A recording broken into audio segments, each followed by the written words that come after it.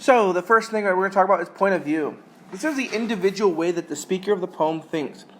Details such as word choices and the thoughts expressed are clues to the speaker's point of view. Find text evidence. To travel in wild blossoms are written in the first person, and they express individual points of view. I'll reread to travel to look for key details to help me figure out the speaker's point of view. So some details: if I can leap across the globe, my universe expands. Her pages dance with ancient tales, a feast for hungry eyes. I've traveled, it's left me more aware. Tells me that the speaker is excited, curious, and open-minded about the world. I want you to reread the poem Wild Blossoms. I want you to list key details in the graphic organizer and use the details to figure out the speaker's point of view.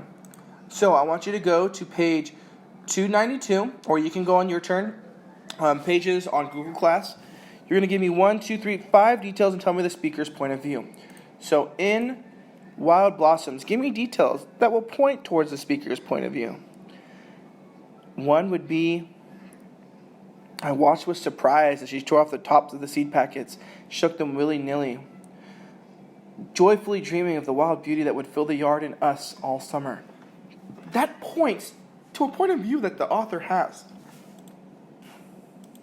So make sure you do that. Okay, I want you to do page 272 on your turn. 292 on your turn. Give me 5 details. They don't have to be complete sentences. And tell me, what do you think the narrator's point of view is? I think the narrator's point of view is this because of this. Just list a couple details that support that. Okay? All right, let's talk about assonance and consonance. Poets may repeat sounds and words for emphasis or effect. Assonance is the repetition of the same vowel sound in 2 or more words. Consonance is the repetition of the final or middle consonant sounds. The sounds contribute to a poem's feelings. Find text evidence. Reread the poem To Travel on pages 438 and 439. Look for examples of assonance and consonance. The long A sound in pages, ancient, and tales is repeated to emphasize the contents of the novel. The repetition of the Z sound in the words pages, tales, eyes, paintings, museum, walls, and scenes creates a feeling of how much there is to see and do. So the long A sound was an example of assonance. The Z sound at the end was a consonance. All right? So what I want you to do is I want you to go on your turn. You're going to go to page...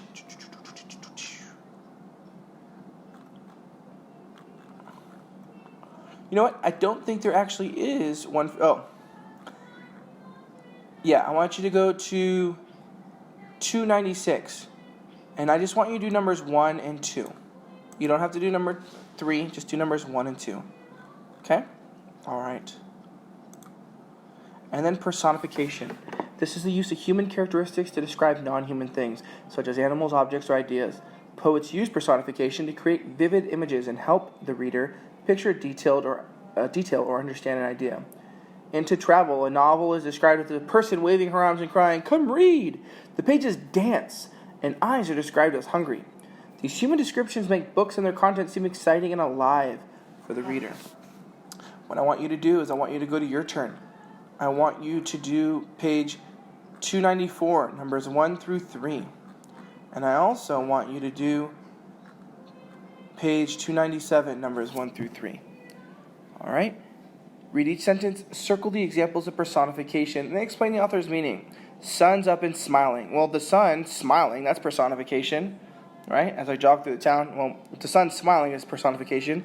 And I'm going to explain it, meaning that this means the sun is bright, and it's out, and it's sunny. It's not cloudy, right? The sun's up and smiling. Well, smiling is happy. Sunshine is usually included for happiness. So when the sun's up and smiling, it's very, very sunny. All right, go ahead and do 2 and 3 on your own. All right, you guys, that's it for your turn in the activities. Thank you for watching. Have a good one.